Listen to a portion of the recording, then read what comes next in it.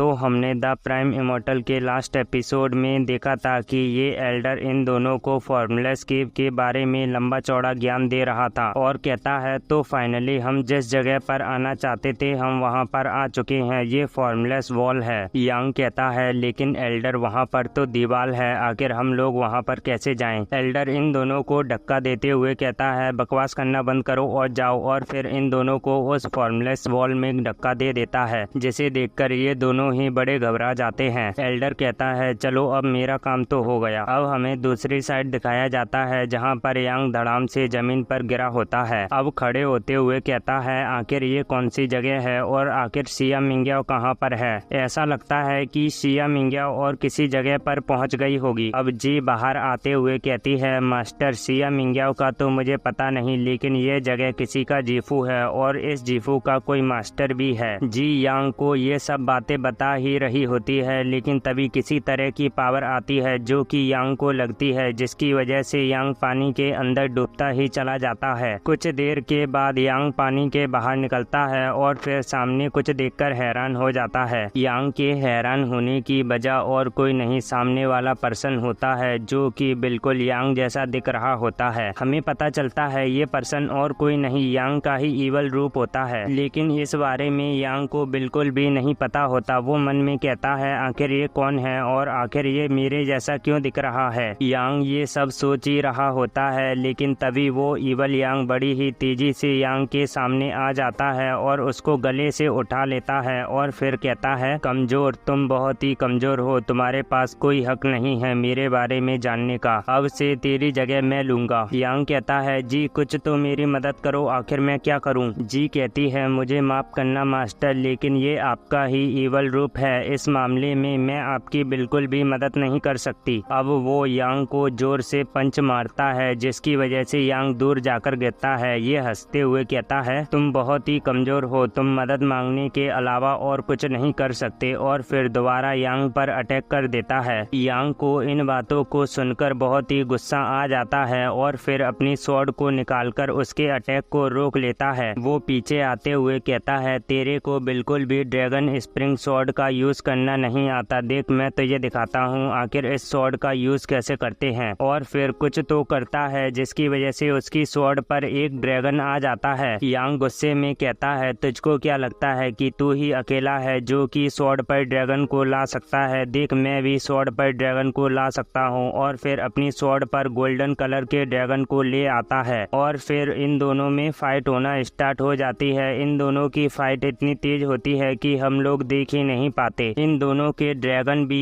एक दूसरे से लड़े जा रहे होते हैं, लेकिन ईवल यांग का ड्रैगन स्ट्रांग होता है, जिसकी वजह से वो यांग के ड्रैगन को खत्म कर देता है और फिर जाकर यांग पर भी अटैक कर देता है। ईवल यांग हंसते हुए कहता है सच में तुम बहुत ही कमजोर हो, अब मैं तुम्हें इस स्वॉर्ड की असली पावर को दिखाऊंगा। और फिर जल्दी से यांग के पीछे आ जाता है और यांग पर अटैक कर देता है। यांग कहता है अरे नहीं अब तो मैं गया। ईवल यांग ने जो अटैक किया था उसमें ड्रैगन आकर यांग पर अटैक कर देता है, जिसकी वजह से यांग काफी हद तक घायल हो जाता है और वो पानी के अंदर ही डूबता चला जाता है। मुझे लगता है इस मांगा का जो राइटर है उसको लोगों को पानी में डुबा डुबा कर मारने का बड़ा ही शौक है, इसी वजह से तो वो बार बार हमारे मेन कैरेक्टर को पानी में डुबाकर मारने की कोशिश कर रहा है। फालतू की बातें बहुत हो गई, चलो अब हम स्टोरी पर वापस आते हैं। यांग डूबते हुए मन में कहता है आखिर मेरे साथ ऐसा क्यों हो रहा है? क्या सच में मेरी जिंदगी में सिर्फ और सिर्फ मरना ही लिखा है? नहीं नहीं, मैं इस तरह से बिल्कुल भी हार नहीं मान सकता। अब हमें ईवल यांग को दिखाया जाता है जो कि कहता है सच में मैंने इस जैसा कमजोर पर्सन कभी नहीं देखा, लेकिन तभी सामने कुछ देखकर हैरान हो जाता है। अब हमें यांग को दिखाया जाता है जो कि कुछ तो कर रहा होता है, जिसकी वजह से पानी में बहुत बड़ी हलचल होने लगती है। हमें पता चलता है यांग अपने सबसे पावरफुल अटैक को रेडी कर रहा होता है, जिसका नाम unity of man and sword होता है, और फिर ईवल यांग पर अटैक कर देता है। ईवल यांग उस अटैक को देखते हुए कहता है आखिर ऐसा कैसे हो सकता है? ये पावर, ये स्पीड तो पहले से कहीं ज्यादा है। अब जैसे ही वो अटैक ईवल यांग को लगता है वैसे ही वहाँ पर बहुत बड़ा धमाका होता है। अब यांग भी बाहर निकल आता है और फिर ईवल यांग के पास आते हुए कहता है ऐसा लगता है कि अब तुम मरने वाले हो। ईवल यांग घबराते हुए अपनी जान को बख्शने की भीख मांग रहा होता है, लेकिन यांग उसकी बिल्कुल नहीं सुनता और हंसते हुए कहता है, तुम्हारा बहुत बहुत शुक्रिया मुझको ड्रैगन स्प्रिंग स्वॉर्ड को और भी अच्छी तरह से सिखाने के लिए, लेकिन मैं तुझे जिंदा नहीं छोड़ सकता। ईवल यांग घबराते हुए कहता है, प्लीज प्लीज प्लीज मुझे मत मारो, तुम जो कहोगे वो मैं करूंगा। लेकिन यांग इसकी बिल्कुल भी नहीं सुनता और अपनी स्वॉर्ड को इसके सीने के आर पार कर देता है और ये यहीं पर मर जाता है। अब इसकी बॉडी यहाँ से धीरे धीरे गायब होने लगती है। अब हमारा सीन शिफ्ट होकर फैक्सियन सेक्ट की मेन हॉल को दिखाया जाता है, जहाँ पर सभी एल्डर आ गए होते हैं। अब सुमो सभी को बताती है कि एलियन वर्ल्ड का मैजिक सर्कल ओपन हो गया है, तो अब हमें इसके बारे में कुछ ना कुछ तो सोचना पड़ेगा। एक एल्डर कहता है, लीडर मुझे लगता है कि सुमो सिर्फ हमें डरा रही है। डिमोनिक बीस्ट तो हजारों सालों से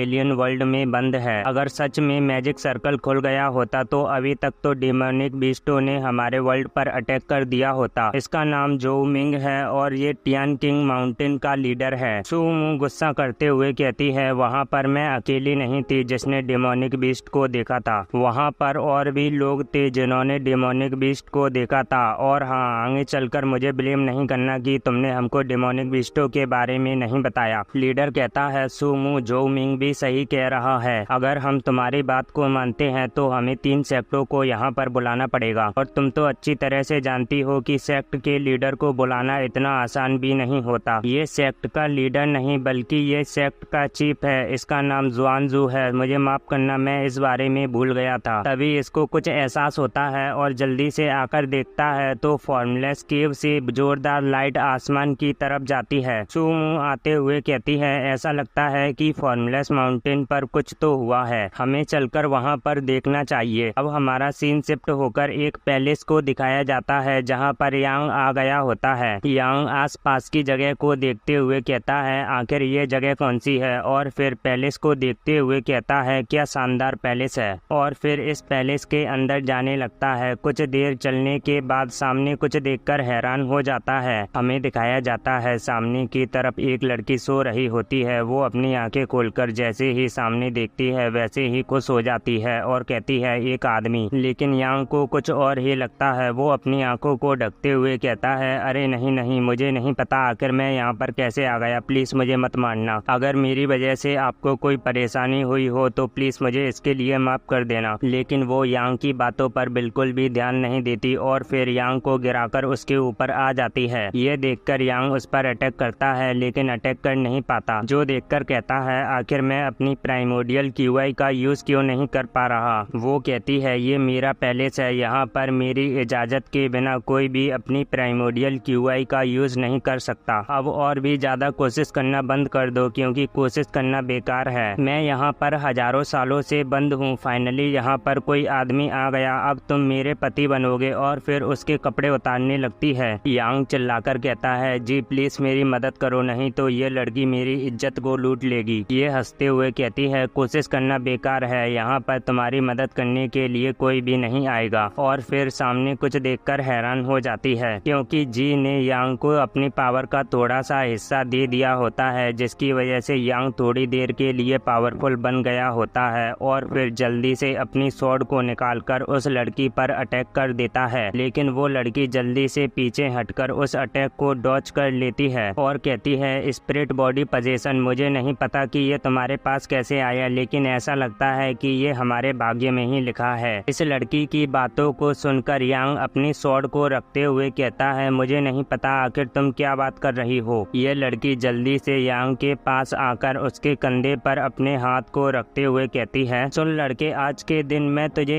एक स्किल सिखाने वाली हूँ जो कि कई सालों पहले खो चुकी थी। और हाँ, इस स्किल के बदले में जब तू बाहर जाए तो तू मेरा एक काम कर देना। और फिर उस स्किल को यांग के दिमाग में ट्रांसफर करते हुए कहती है, अब ये तेरे पे डिपेंड करता है कि तू उस स्किल को सीख भी सकता है या नहीं। अब हमें यांग को दिखाया जाता है जो कि अपने माइंड कॉन्शियसनेस में आ जाता है। अब हमें इस स्किल के बारे में बताया जाता है जो कि फालतू बातें हैं, ये सब मैं आपको बताने नहीं वाला। अगर मैंने इस स्किल को बताया तो आप लोग तो वैसे ही बोर हो जाओगे और मेरी वीडियो को छोड़ के चले जाओगे। लेकिन हाँ, अगर आप लोग पढ़ना चाहते हैं तो आप लोग स्क्रीन पर देखकर पढ़ सकते हैं। और अगर आपको स्क्रीन पर सही से दिखाई नहीं दे रहा तो आप लोग मेरी डिस्क्रिप्शन पर जाकर पढ़ सकते हो। अब यांग बाहर आते हुए कहता है ये तो प्रिमेवल एथानेसिया सूत्रा है। तो इसी के साथ यहीं पर हमारा एपिसोड खत्म होता है। जिन लोगों ने हमारे चैनल को सब्सक्राइब नहीं किया है वो प्लीज हमारे चैनल को सब्सक्राइब करके वीडियो को लाइक कर दें। तो चलिए मिलते हैं अगली वीडियो में, जब तक के लिए आप सभी लोगों को बाय बाय।